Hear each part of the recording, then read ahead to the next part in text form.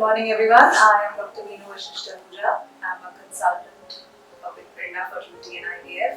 Now I will enumerate the causes of infertility. Causes can be either male or female or both, but let's take them up one by one. In the female, the causes can either be in the uterus. The uterus can have a polyp, it can have a fibroid, there can be a lesion inside the uterus. And then the tubes can be blocked. Reasons being pelvic inflammatory disease, conditions like endometriosis. There can be previous surgery which is probably causing a problem in the tubes, which is causing a block to be there in the tubes. Or there can be a problem with the ovaries. The eggs are not being released. Ovulation is not happening. Either because of a low MH, wherein the egg reserve is very low, or in cases like PCOD, where a woman has multiple eggs, but because of the hormonal imbalance and imbalance in the hormonal milieu, the ovulation does not happen. So, and also sometimes the cervix, that is the mouth or the entry point of the female uterine, the reproductive tract or the entry point of the uterus, can have a narrowing, which is called a stenosis, and this can also be contributory to infertility. In males, the reasons of infertility can be multiple. Again, they can be hormonal. It can be because of a blockage in the ductal system, or there can be a problem with the testis itself. So when the problem is hormonal, it can either be a central cause, that is the pituitary, which is a gland at the base of the brain that releases certain hormones called the FSH, the LH. Now these are extremely important for the reproductive functioning of not only a male, also in the females. These hormones are equally important in both. So when there is a problem with the production of these hormones, ultimately the fertility can be impacted.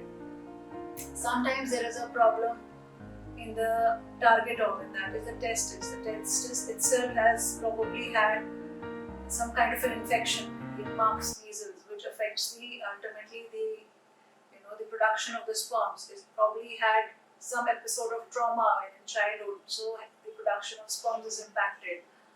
Or maybe there is some genetic cause like Klinefelter's or cystic fibrosis, which is causing blockage in the ductal system. So in the testis, you can have problems in the duct systems. So the duct systems can either be blocked because of, as I said, some kind of an infection, or because of some kind of a trauma or injury. In either cases, there will not be any production of sperm in the ejaculate. So when this happens, when there is no sperm in the ejaculate, you call it azoospermia. And as I have just enumerated, causes of azoospermia are obstructive and non-obstructive. Obstructive, as is very obvious, there is a blockage in the ductal system of the male reproductive organs.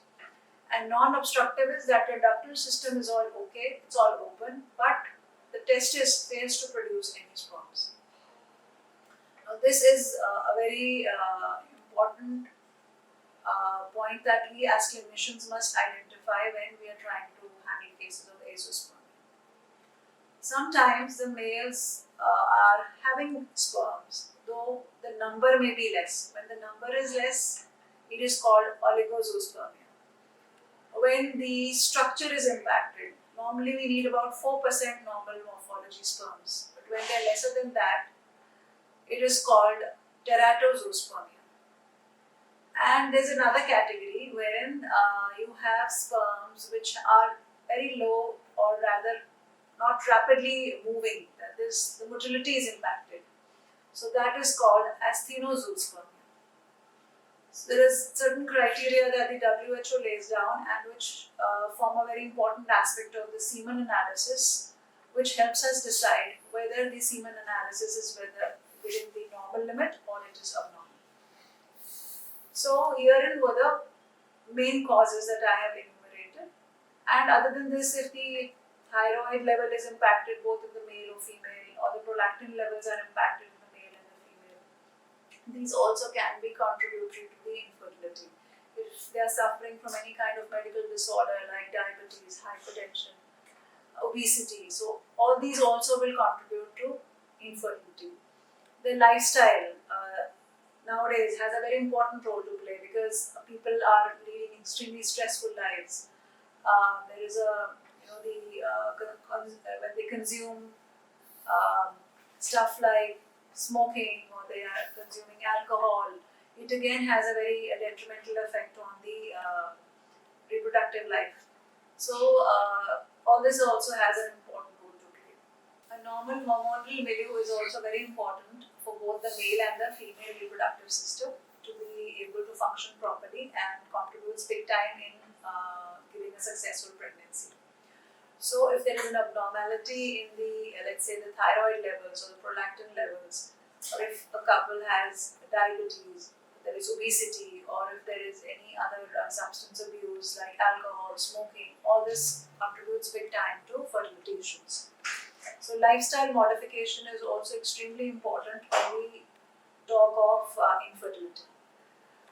The couples have to be counseled such that if they indulge in smoking or they indulge in alcohol intake and they are on the heavier side or are obese, they should be asked to abstain from taking such things like alcohol, cigarettes, and they should definitely have a good exercise regime so that they